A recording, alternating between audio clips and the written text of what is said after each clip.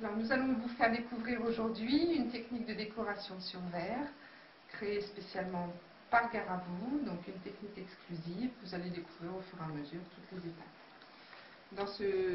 Pour cette technique, il vous faut une assiette, des pinceaux nécessaires à la réalisation et à la décoration, le tampon mousse, une serviette en papier, une paire de ciseaux, une lingette de nettoyage, un chiffon de travail, une palette pour mettre votre peinture, des récipients destinés au vernicole et au craqueleur qui seront destinés ensuite au travail, 6 couleurs de peinture qui existent dans 2 conditionnements, un grand, un petit. Donc là, vous, pour votre kit, vous avez les petits formats. Si vous faites beaucoup de décoration, il existe les grands formats en 240 ml. Il y a également le pot d'eau et le sèche-cheveux. Pour démarrer, nous allons commencer par bien nettoyer notre assiette.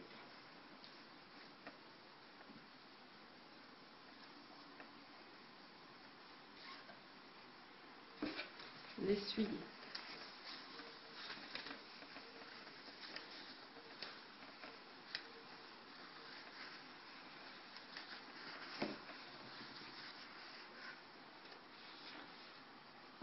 En premier lieu, le vernicole.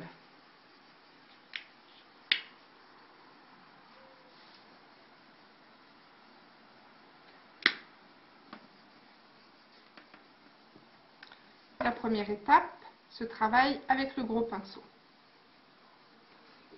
Le but est d'enduire parfaitement le support en mettant très peu de vernicole.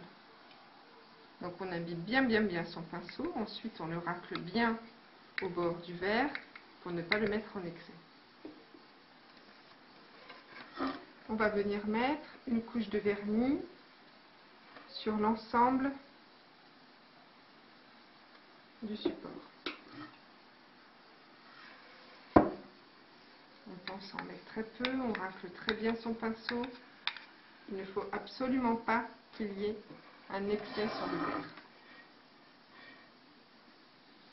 Un excès entraînerait un film brillant entre le verre, le motif papier et la peinture.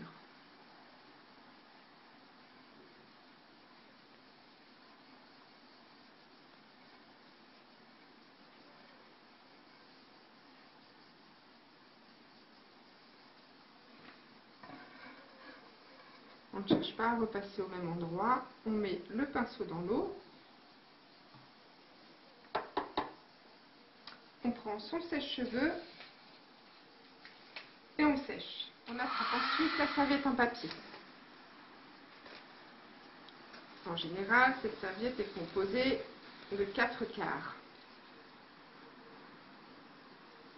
On va devoir sélectionner un quart. Pour la découper, il est plus facile de la laisser entière, de glisser sa paire de ciseaux et de venir la découper parfaitement très droite. De ce quart, nous venons retirer les épaisseurs, c'est-à-dire que dans l'angle, on vient gratter légèrement pour n'obtenir que la toute première épaisseur.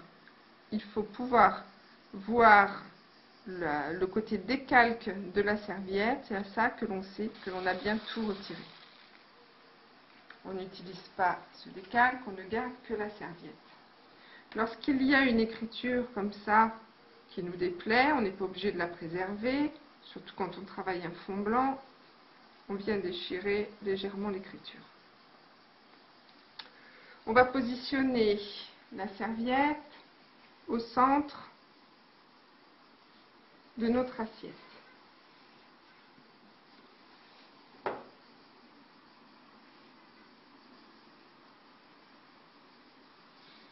Pour coller, on utilise le petit pinceau. Pourquoi? Parce qu'il va nous servir de pression au niveau du papier pour bien en coller celui-ci du premier coup. Donc on part du centre, on appuie bien fort, le pinceau légèrement à cheval sur la dernière partie. On n'hésite pas à recharger. Il faut que le pinceau soit détrempé de colle, de façon à rendre complètement transparent le papier dès le premier passage. Comme ça permet de bien l'étirer, de bien le lisser, ça évite de déchirer. Donc on n'hésite pas, on charge, on part bien du centre vers les bords.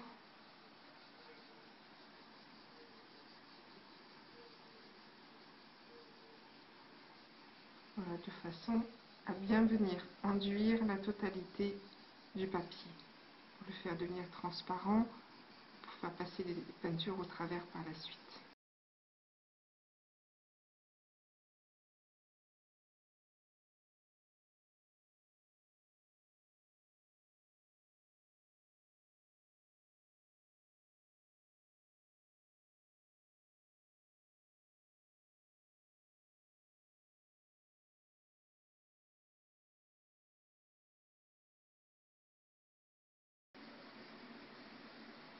On retire les petits excès.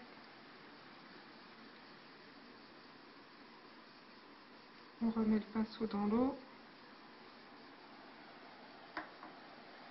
On prend le sèche-cheveux et on sèche. On va travailler avec le craquelé, le vernis craqueleur.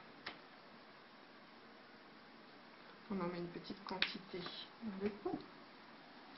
On prend son petit pinceau que l'on rince très bien, que l'on essuie très bien également.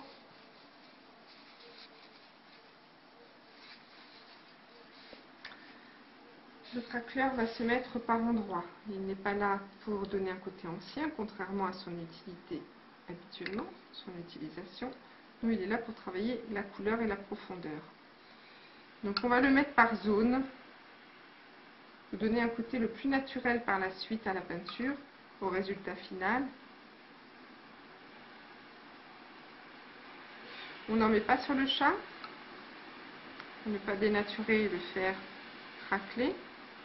On en met par-ci par-là, tout autour, à 4-5 endroits, de façon irrégulière, de façon asymétrique.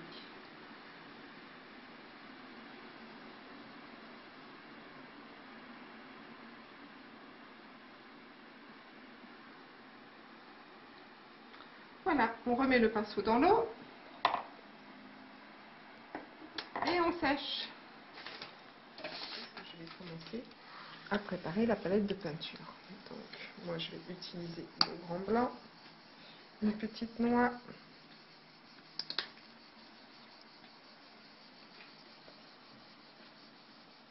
le doré,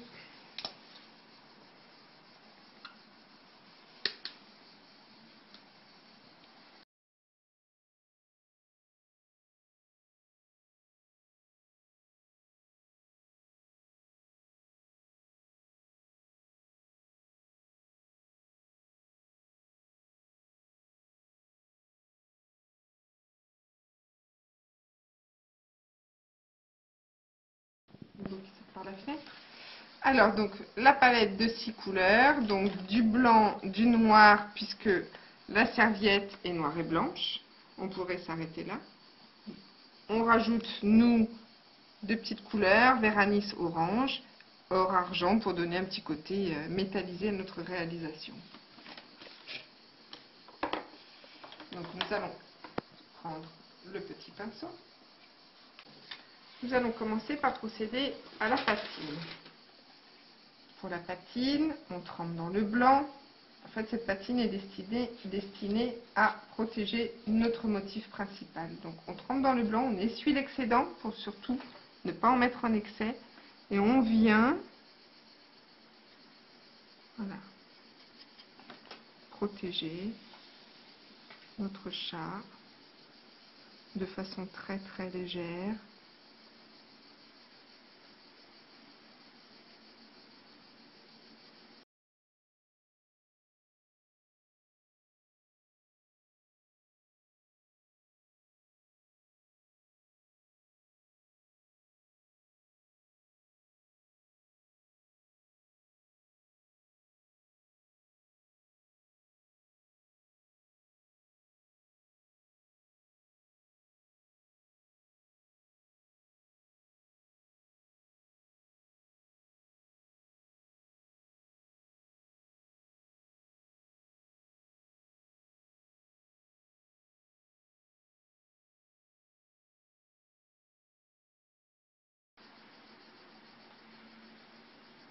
On ne s'embête pas avec les petits détails, les moustaches, les poils des oreilles, on les laisse.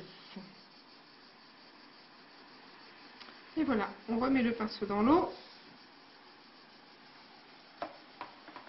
et on sèche. Il y a la démarcation de la serviette, le chat qu'on a protégé de blanc, surtout avec la couleur blanche, on ne vient pas déborder sur le vert. Pour le moment, on va travailler de l'intérieur vers l'extérieur avec nos peintures, en rentrant, en sortant, en trempant notre pinceau 3 couleurs dans 3 couleurs. Et on va remplir notre assiette comme ça, en fait, en faisant ce mouvement, de façon à faire disparaître complètement la serviette dans la peinture. On ne verra plus la démarcation. Donc, pour ce faire, on trempe le pinceau en piqué dans la peinture. 1, 2, 3. De façon à ce que, au niveau des poils, la peinture vienne se ranger sur les poils et elle ne soit pas mélangée. On part de notre chat et on vient, en couchant le pinceau, faire 3 petits traits, les uns à côté des autres, sans les superposer, sans les chevaucher.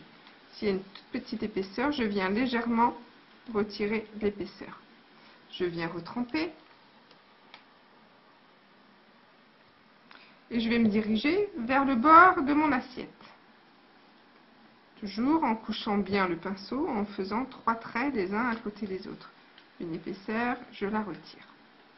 Je retrempe là. En fait, comme je vais sortir du bord de l'assiette, je ne suis plus obligée de rester sur ces tons clairs. Je vais pouvoir intégrer des couleurs puisqu'on n'est plus à proximité du chat. Donc, je retrempe 3 couleurs au hasard. Ça peut être le blanc, ça peut être le noir, ça peut être le orange, de façon à ce que la peinture vienne se ranger sur les poils. Et on va de la même façon faire 3 petits traits. Une épaisseur, je la retire. Je retrempe du doré, du vert, du blanc. Je viens faire toujours mes 3 petits traits.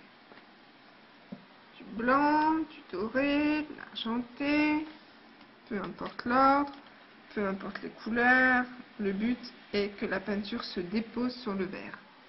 Du noir, du vert, du orange, les couleurs toujours se déposent sur les poils et c'est ces effets de peinture que l'on voit sur les poils qui vont venir se coucher sur le vert en couchant le pinceau. On retrempe. Alors on essaie toujours de contrarier le sens, de ne pas faire 2 fois dans le même sens. Là je vais retourner l'assiette pour vous montrer ce que ça fait de l'autre côté. Voilà, tous les effets de peinture en fait nous apportent ces effets de matière. Si toutefois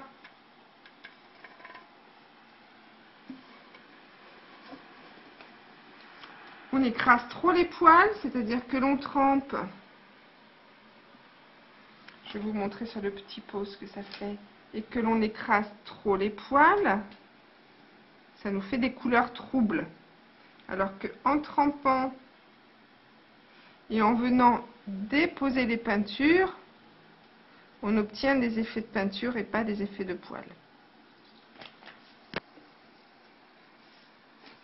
Donc une fois qu'on est au bord, on va rentrer, on va revenir vers l'intérieur. Donc là de nouveau, peu importe l'ordre, peu importe le sens, l'important c'est de bien coucher son pinceau. S'il y a une petite épaisseur, je la retire, je viens la mettre là. Et on retrempe. Et on remplit tout. Avec des traits plus ou moins longs.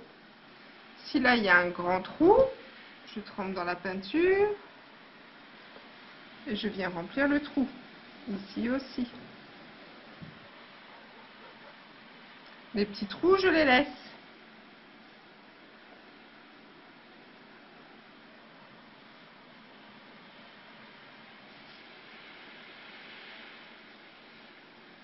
Là, comme je me rapproche du bord, je ne trempe essentiellement que dans les tons clairs, même si le pinceau a gardé en mémoire quelques couleurs dessus, je les préserve, mais je ne viens réintégrer que les tons clairs.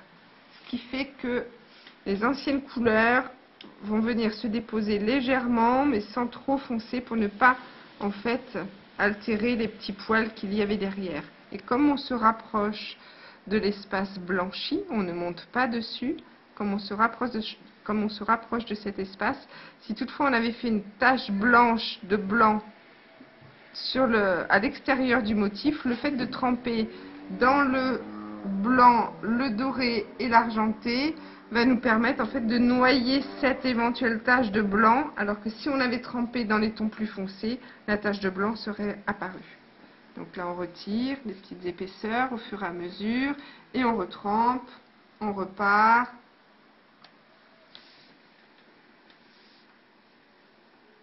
Là je suis suffisamment loin du chat, donc je peux remettre de la couleur.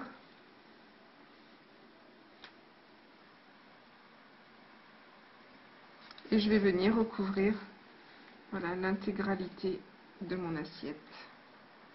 3 petits traits par 3 petits traits, en touchant bien le pinceau pour ne pas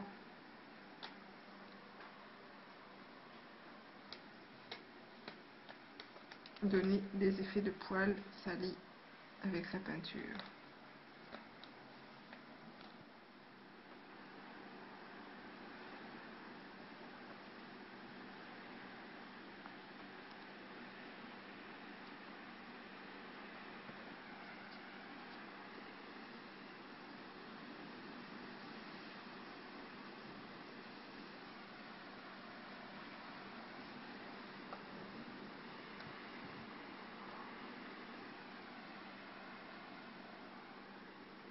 Alors, si au bout d'un moment on trouve que le pinceau est trop chargé et que les couleurs sont trop mélangées, on peut venir l'essuyer légèrement au bord de la palette pour retirer les excédents, sans le rincer, c'est important, et revenir retremper voilà, pour que les couleurs ne se mélangent pas.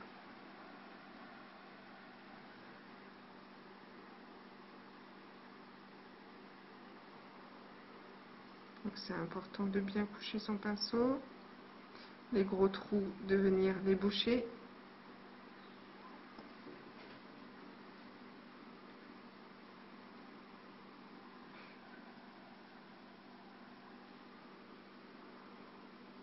Voilà, on vient de faire l'angle, maintenant on va continuer comme ça en rentrant, en sortant de la même façon.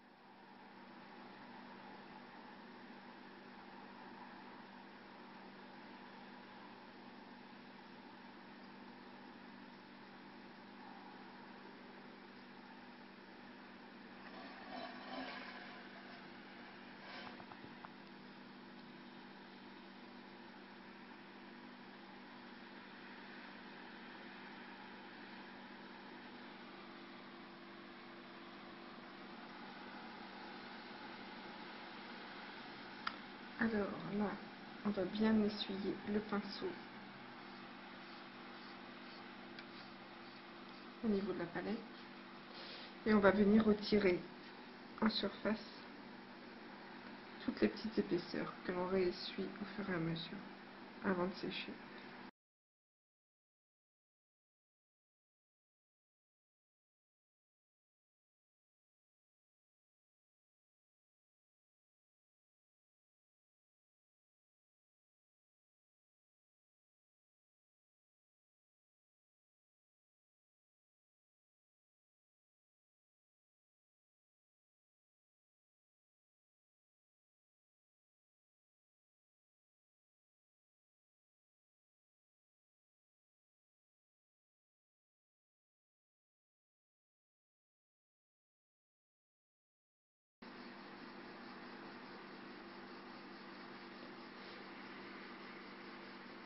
Voilà, donc on arrête, on remet le pinceau dans l'eau.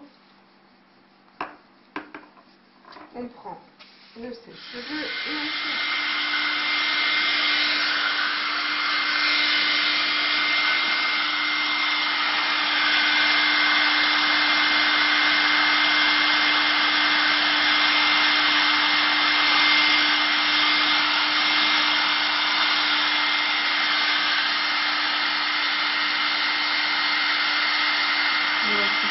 Sur les doigts,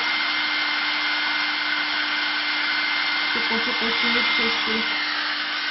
Alors, on va retourner notre assiette. À cette étape de réalisation, on voit les craquelures ressortir.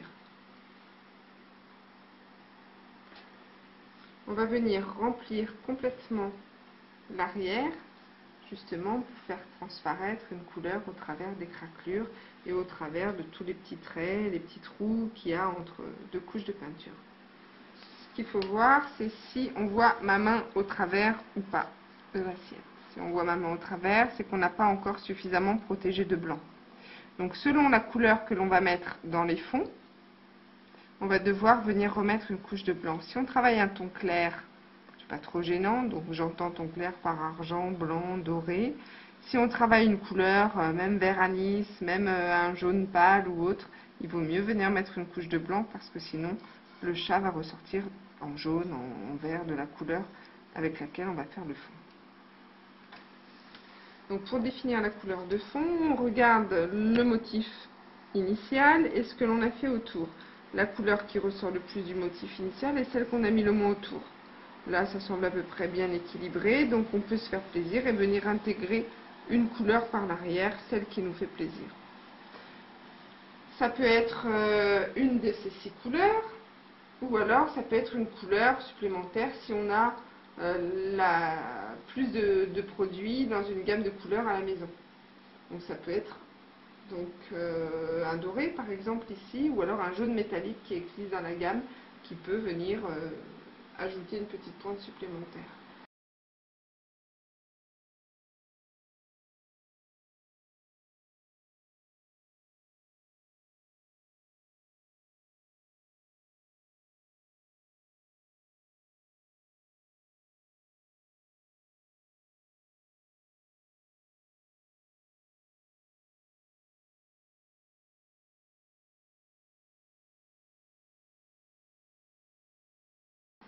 On remet le pinceau dans l'eau et sèche. Donc on va intégrer une nouvelle couleur dans notre palette.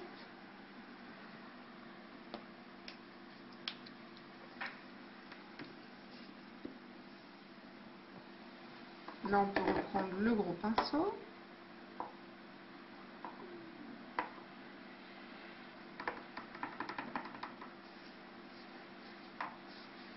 Donc, tout se rince à l'eau.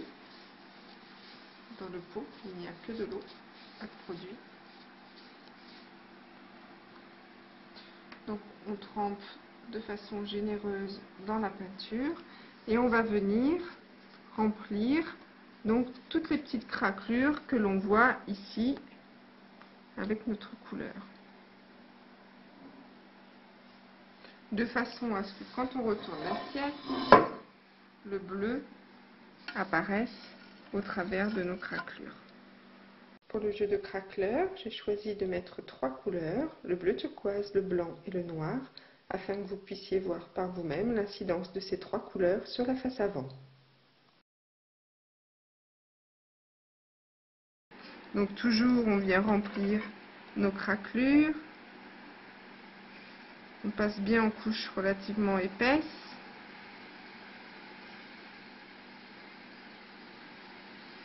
Quand je suis là, je ne reviens pas sur ce que j'ai fait, sinon j'arrache la peinture, puisque la couche de peinture rentre très très vite dans la couche du dessous.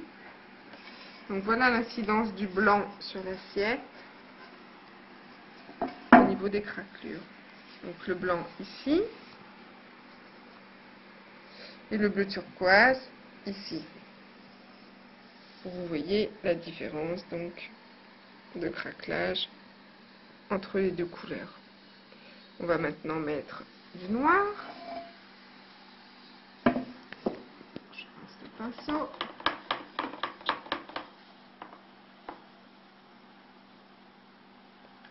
essuie, toujours de façon généreuse.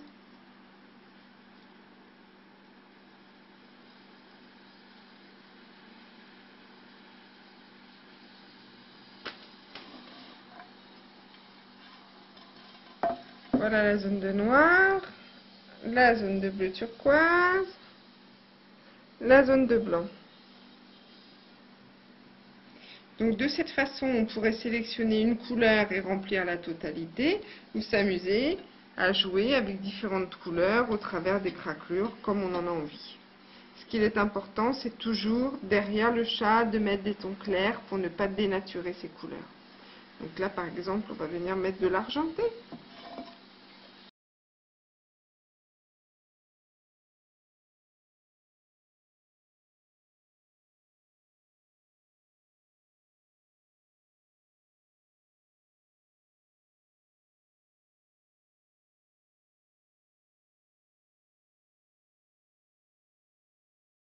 Maintenant, j'ai choisi de recouvrir le reste de bleu turquoise. Donc je remets le pinceau dans l'eau. On voit qu'au niveau du blanc, les craquelures sont ressorties. Donc on a la possibilité à cette étape-là de remettre une nouvelle couleur.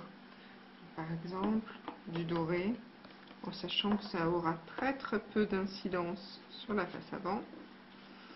Et ça nous permet encore d'intégrer une petite touche.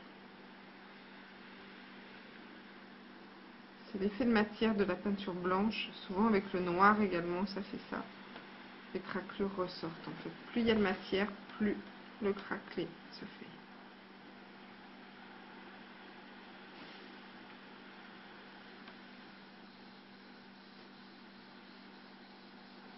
Voilà, donc là on sèche de nouveau.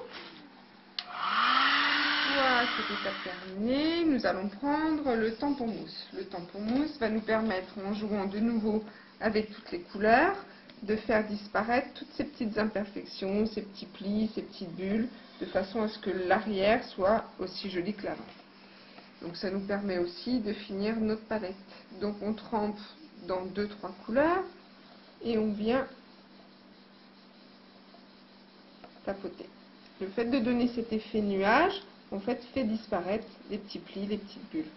Donc je retrempe dans la peinture et je viens tapoter. Et je retrempe. Pareil, peu importe l'ordre, peu importe le sens. Et je tapote.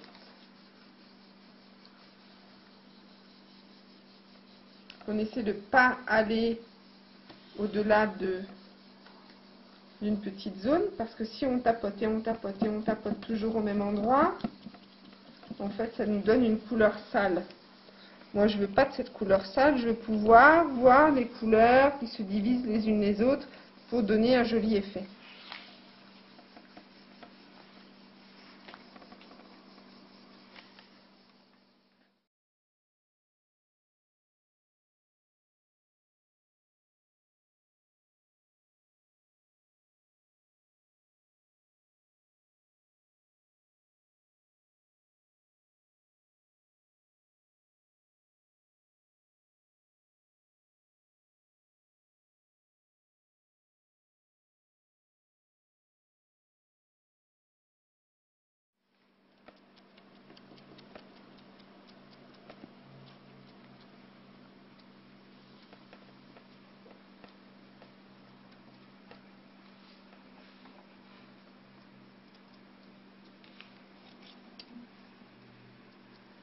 Et voilà.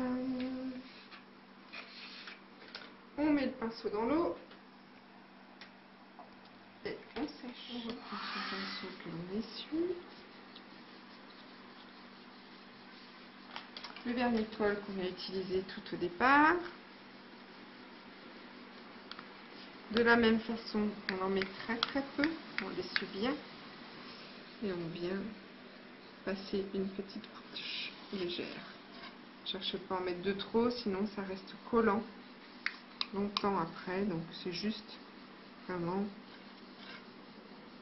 pour ajouter une petite protection qui normalement n'est même pas nécessaire, puisque les peintures se suffisent à elles-mêmes et se protègent elles-mêmes du lavage.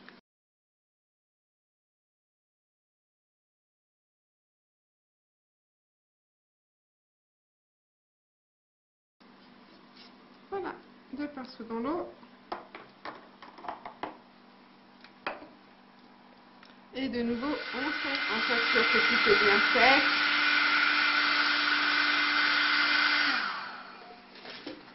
Et c'est fini. Donc on retourne notre création. Là, on n'a plus qu'à l'admirer.